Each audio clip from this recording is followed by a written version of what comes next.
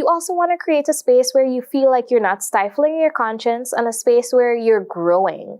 And yes, it could be also uncomfortable to call yourself out, to catch yourself in a moment and say, hey, the things that I'm saying, it's really not my original thought. That was Dahlia Richmond, Miss Global International 2024.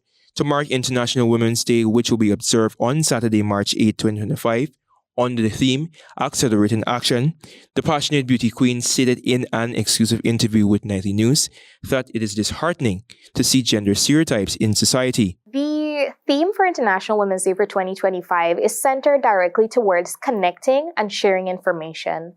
I think that as women, we need the help of men to create a better society. But we're not going to call her a thing or an it.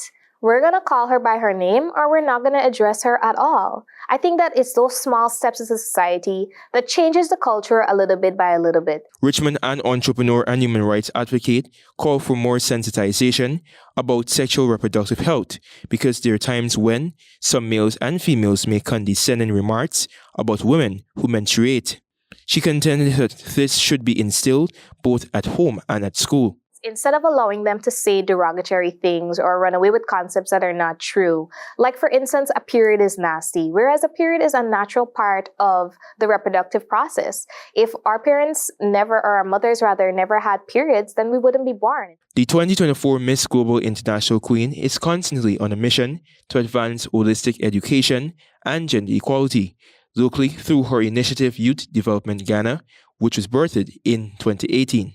She emphasized that women should be revered, adored, cherished, and protected at all times. We see a lot of instances of violence against women all over the world, not only in Guyana, but in a third world country, it's more startling. And it's just because we've forgotten that women really should be at the center of a lot of decision making. I'm Antonio Dey reporting for the HGP Nightly News.